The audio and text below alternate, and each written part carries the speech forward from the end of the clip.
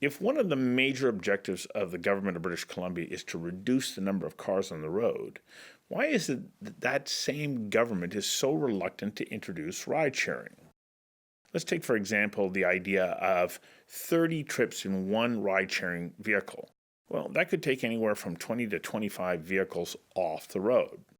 Now, multiply that by hundreds of ride sharing vehicles, and the number of cars absent on the motorways becomes significant. Significant enough to make a dent in carbon emissions from automobiles. According to Ian Tostenson of RideShare Now, what's behind this is unbelievable politics that rest in the heart of Surrey, because that's primarily where the influence of the taxi industry is, and both parties, both the NDP and the Liberals, have been very concerned, especially since the last election where the NDP picked up some seats in Surrey. They don't want to annoy those voters. Recently, the provincial government did relent to introducing a ride-sharing program with caveats that proponents of the system say will slow down the implementation and severely restrict the number of drivers offering the service. We invited Ian Tostenson of RideShare Now to join us for a conversation that matters about the myriad and confusing reasons why British Columbia is dragging its feet and standing in the way of ride-sharing. Conversations That Matter is a partner program for the Centre for Dialogue at Simon Fraser University. The production of this program is made possible thanks to the support of the following and viewers like you. Ian, welcome. Thanks, Sue. We're living in kind of an interesting time in British Columbia in the sense that we don't have ride sharing. Right. We don't have Uber, we don't have Lyft. And there's a lot of people who are asking for it. They believe that it's a vital service. They're confused as to why we don't have it. From your perspective in the food and beverage industry, why is it important that ride hailing or ride sharing be an available service? Certainly from a food and beverage perspective in British Columbia, just as some context, there's about 180,000 employees in the industry. And so it's a massive industry. It's very highly concentrated, obviously, in Metro Vancouver. Mm-hmm. One thing behind that, though, is that we have a massive labor shortage underway right now, particularly in our kitchens. And so what we know that if we can expand transportation links for people that can travel to and from their jobs easier, then we can make available a wider pool of workers for our industry. So that's number one. And it's not a consideration that I thought of. I thought that you were thinking about the safety for customers who might want to enjoy a beverage. Well, yeah, I'm going to get to that. Yeah. But this sort of popped up on us about a year and a half ago because people said we can't get anyone to work in our kitchens. We sort of thought, well, boy. So what happened was one of the SkyTrain lines opened out to Coquitlam, and there was a Tim Hortons there, and they were saying, we can't get anyone to work in our kitchen. And once the SkyTrain came in, the line came in, it expanded the ability for them to access employees all throughout the Metro Vancouver region. Mm-hmm. We were already into the discussion about ride sharing at that point because we were talking about customer safety, employee safety, certainly client customer convenience to be able to get. I live in the North Shore. You don't even think about coming downtown on the weekends to go to a restaurant because you'll probably ever get back. Right, because the cabs don't necessarily want to go over to the North Shore because they're going to have to deadhead back. That's the big thing, you know, for your listeners to understand is that this whole deadheading thing is an important issue. So once they pick up in North Vancouver, they can't pick up in Vancouver, go back to North Vancouver. And then you put on things like Mother's Day and Christmas and New Year's, and then it just becomes a big problem. Mm-hmm. Notwithstanding the fact that we've legalized marijuana in Canada, and we haven't even thought about the safety in the roads. Mm-hmm. So if you came from Mars, you'd say, you know what, it's logical to provide an enhanced transportation system that would link to all the different transportation nodes that we have right now in the Lower Mainland, and you'd get it done quickly. Well, I think if we add in the fact that there's a growing number of younger people who say, well, I don't want to buy a car, I don't want to even get a driver's license, but I do want to have access to on-demand transportation. And transit does a great job in what it does. Yeah. But once you move out of those transit corridors, getting around isn't so easy. They call it the first mile, last mile. So the first mile is in theory, how do you get to your mode of transportation? So say you want to get to SkyTrain. Mm-hmm. Well, you've got to get there at some point. And then the last mile is how do you get home? So recently, SkyTrain made an announcement about trying to expand some bus service and enhance the service during the weekends. But it still leaves people standing on the platform to get to their homes, and that's where ride sharing, with Lyft and Uber comes in, and it picks up those little, and it connects everything. So in theory, you could plan your whole trip. Right now with a taxi cab, you can't plan anything because you don't know. Right. And it's not a put down in the taxi industry that there's a finite number of cabs that the government has handed out the licenses. That's it. Mm-hmm. But in this particular case, you could say, you know what, in 10 minutes, we're going to leave our house, we're going to go to the SkyTrain, we're going to go from here to New Westminster, we're going to get a ride share from here, we're going to go to there, and we can get a bike, and we can do all these sorts of things once you allow that connection to happen. Well, because in other cities, Uber offers not just ride sharing, but they also offer bicycle sharing as well. Now, we do have bicycle sharing here, but it's all tracked on one app, and you would get to be able to stay within that. Totally. That I mean, you could plan your whole trip to Victoria, round trip to Victoria, including the ferries, because you have so much certainty now with respect to the transportation system. But, British Columbia, we've been doing this for 8 years. Yeah. The Liberals, they studied it, and they didn't do anything about it either. They did nothing about it. Yeah. We are getting close to some announcement. I'll explain that in a few minutes. But what's behind this is unbelievable politics that rests in the heart of Surrey, in the Indo-Canadian population, and because that's primarily where the influence of the tax industry is. It's a fact, and it is what it is. And both the parties have been very concerned, especially since the last election, where the NDP picked up some seats in Surrey. They're very sensitive about causing waves in the South Asian community in Surrey. Yeah, it's important political jurisdictions. It can help swing an election one way or the other. Oh, yeah. So, of course, you pay attention to what those constituents want. I think that it's, we want to be careful not to say that this is like a cultural thing. It just so happens that people from that community have migrated towards the taxi industry and play a dominant role. Well, if you look at, and again, facts, and but if you look at the ownership of taxi licenses in Metro Vancouver, there's 104 cab companies that own all the licenses. And primarily they're all residents in Surrey. And that's fine. I mean, it's not a big issue. But my point with this whole situation has been the last couple of years is, why can't we just sort of find our own territory here for ride sharing and a taxi industry and kind of move on and get everybody on the same page? But the tax industry has been really difficult to work for. They say, let's create a level playing field and make it level like what our playing field is. And they are having a hard time embracing the sort of technology advancements that's happened with ride sharing. I got to get you to hang on for a second while we take a quick commercial break. We'll be right back. Conversations That Matter is brought to you by Odlum Brown, a client-focused investment firm that starts client relationships with straightforward conversations focused on you, your aspirations, and your investment priorities. Odlum Brown has been a supporter of Conversations That Matter from the day we started this show. Their only condition was that we provide a non-biased conversation with people from all sides of all sorts of issues. And of course, we couldn't produce this show without the support of Oh Boy Productions. If you're looking to produce a show like this one, I suggest you reach out to Oh Boy. They can help you produce it, and they can help you build your audience. And we also need your support. I ask you to please pledge $1 per show by going to conversationsthatmatter.tv/donate, because those dollars add up and play an important role in helping us produce this show. Now, back to the show. Well, that's interesting coming from your perspective, of course, because you're food and beverage industry. Yeah. You need to rely on that taxi service to provide for your customers and also, as you pointed out, for staff, because if they can't get to and from the job, well then, and customers can't get to and from the restaurant safely, then we're creating a problem that has impacts with everyone. Well, you're right. And of course, the liability for anybody that serves alcohol is a major one. And the ability to take one of your patrons and say, you know what, I've paid for a ride, it's going to take you to your house, is awesome. I mean, those kinds of things. We were in Nashville recently, and in the entertainment part of Nashville, they have all these little hubs. They have a Lyft hub, they have an Uber hub, they have a taxi hub, and people know where to go. And so there's thousands of people in the Nashville entertainment district at any point in time at nighttime. But they move money there really quickly because there's all these different avenues to move people. Now, you know as well as I do that there are people who are going to say, well, hang on a second, driving for Uber isn't a job, it's a gig.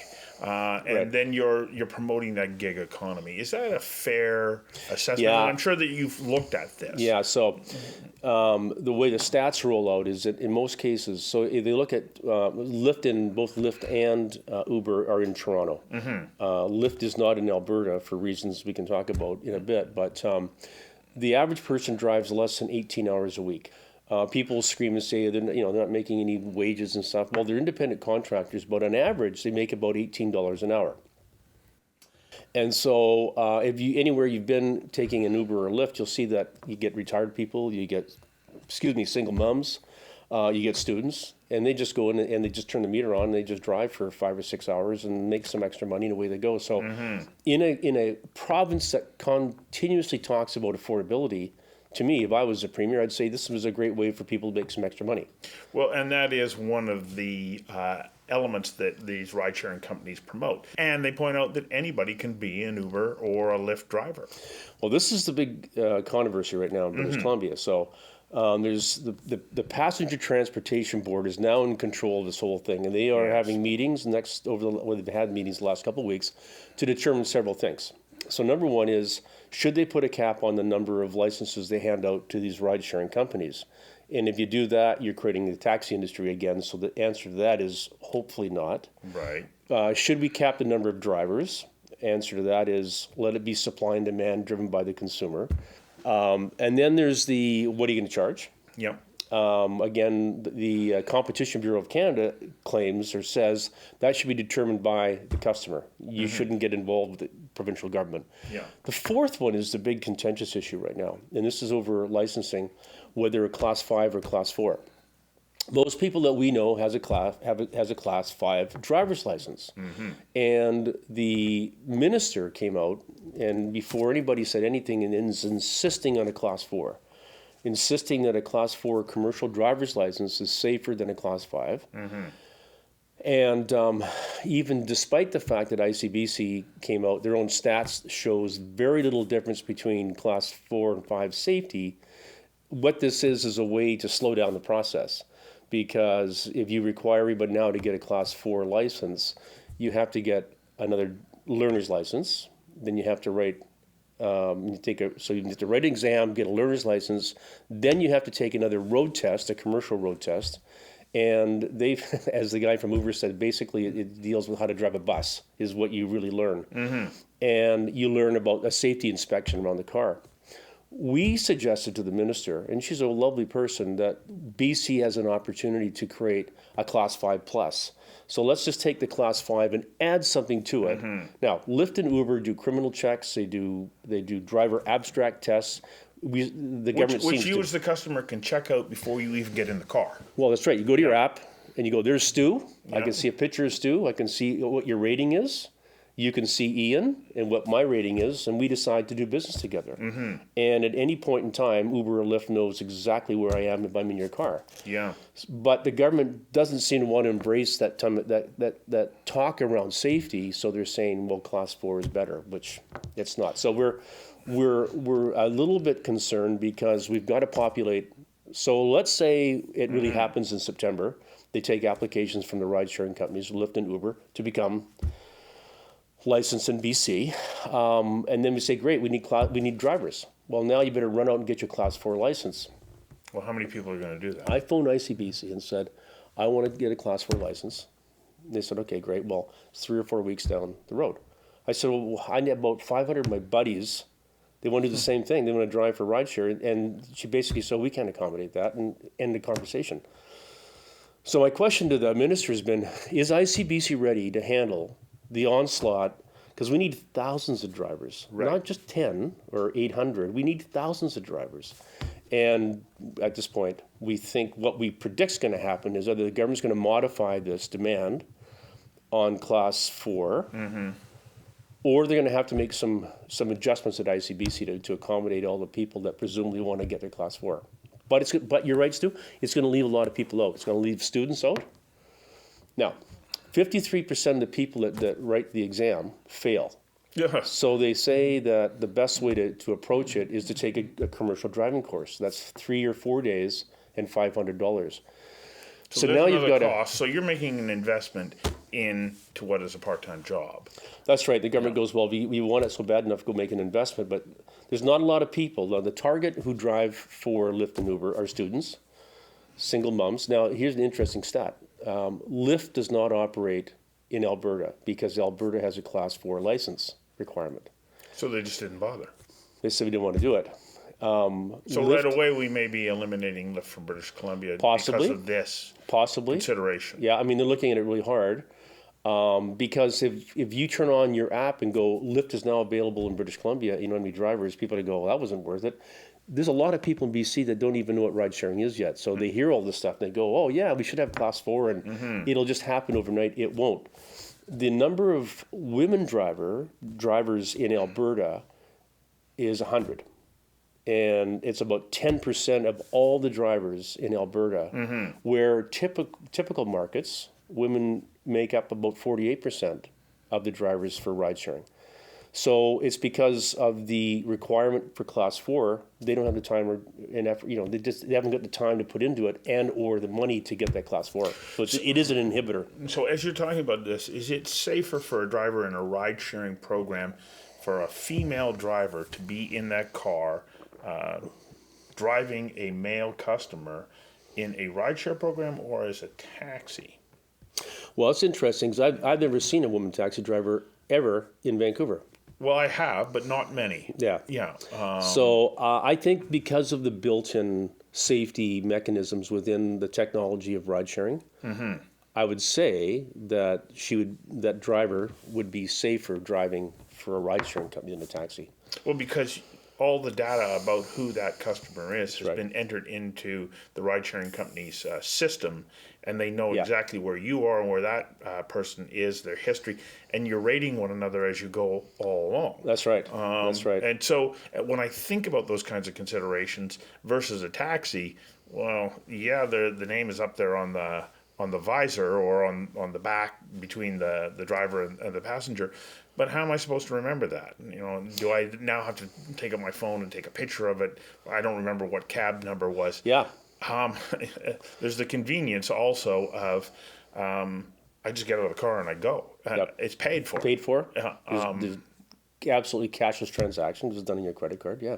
So a cab has to stop, and frequently, and they have the right to stop in a lane in a busy downtown area to let their fare out and stay there while the payment is completed, Yep. holding up traffic. Yep. So another consideration around ride sharing that I think is quite interesting is when you talk to the ride sharing companies, they go, we're not in competition with the taxi business. That's not who we actually want to help people get off the road. And is that not contributing towards a reduction in the number of vehicles on the road and towards a climate policy that so many governments want to embrace? And yet here in British Columbia, we're dragging our feet about that. I think, okay, this is a great thing. Now, to Andrew Weaver's credit, he's saying, look, no, I want this, and for that very reason. Well, absolutely. So this is the most interesting issue I think I've ever faced in my entire career. And I got involved in it as a spokesperson for Ridesharing Now because we have a big group of businesses, and I stepped up and now I became the voice of this. But as soon as you say things like, this is going to get cars off the road, someone will phone up in the talk show and say, no, it's going to increase congestion. And now you're into the conversation. So someone says it's a part-time job, people make $18 an hour. People phone up and say, no, they're making $4 an hour, they're getting abused as drivers for Uber. Like it's like black and white. There's nothing in the middle. There's no one going, hey, this would be really awesome, how do we make it work? So you're right. I think what happens it depends where you are. Yeah. They believe as a market like Vancouver, it'll actually reduce congestion. People will get rid of their second cars. They'll have better access to the pretty good systems we have right now, like with SkyTrain. I mean, I certainly would in the North Shore. I would dump a car tomorrow if I had rideshare. I'd use it all the time. Yeah. And maybe I drive a little bit when I'm coming to town. I'll pick up somebody, and so I think and the net effect is, I think Andrew Weaver is right. You get a decrease in congestion. Yeah, fewer sure. cars on the road. You meet a whole bunch of your climate objectives. It works very well. Well, not a lot of people in sort of coming up. My sons don't, well, one does, but the other one doesn't own a car and probably doesn't ever care to because they just have other modes of transportation. They don't want the parking problems, they don't want the insurance problems, and et cetera. So you touched on insurance, and that brings up an interesting point. A taxi, like to their credit, pays extra insurance. Like they are covered for an increased amount of liability should something happen while there's a passenger in the car. Yeah. What's the situation when it comes to ride sharing? So what it looks like they're going to do is, in taxis, I had a taxi guy that he goes, I know you. Oh, I'm not going to be able to get home now. But he said, let me show you something. He pulled out his insurance. He pays $2,000 a month. And he actually owned the cab. And he goes, imagine that. But what we talked about is that cab goes 24 hours a day. Yes. That's the way his business model has to work. And believe me, those guys work hard. I mean, if Oh, anybody yes, doesn't they think do. a taxi driver works hard, I have a lot of respect for taxi drivers. I really, truly do. And they're just dealing in a system that they have to deal in. It's not like they can be creative too much. Yes. What I think ICBC will do with ride sharing is that you will only pay commercial insurance from the time you sign on to the system. So if Stu decides to go out, I'm going to spend a couple hours and I'm going to do some driving tonight for Lyft. As soon as you sign on, ICBC will know and they'll charge you accordingly. Right. So you'll be this is charged by something that use. ICBC will have to supply. Now, Yeah. in doing a bit of research, I learned that in other jurisdictions, Uber and Lyft, the insurance kicks in when the passenger gets in the vehicle That's because right, it's all connected to the app. That's right. When the passenger gets out, they're not paying for insurance that they Exactly, don't yeah. require. Now, whether or not we're going to have that finite and flexible of a system remains to be seen. But I think it's important from a passenger's perspective. You know that in the event that something did happen, you're going to be covered by insurance. Absolutely. And that's right. As soon as you get in the car, you're covered. And as soon as you get out of the car, the insurance goes back to normal. So, yeah, I know. It just seems so common sense, doesn't it? You think, okay, I want to be able to get into this sharing economy. Yeah. Is that not the direction that we're supposed to be moving in? What is it that we're doing here that says, no, I'm going to go kicking and screaming and dragging my feet into the future? Because it really is about a sharing economy. Andrew Weaver, I think, is a voice of reason on this one, is that if you study transportation, what's ahead of this one, Tesla was now talking about buy a Tesla, you can put it into a pool in time, it'll drive itself. And so when you go to your office in your Tesla, you park your car, you give it permission, it'll go and pick up people driverlessly and drive people around. So now you've got implications on parking lots and all this kind of stuff. It's a massive change. If we can't get ride sharing with people drivers done, it's taken this long, I worry about British Columbia's approach to technology, disruptive technology. Thank you. Thanks for coming in and seriously. sharing this. Great, thank you. Okay.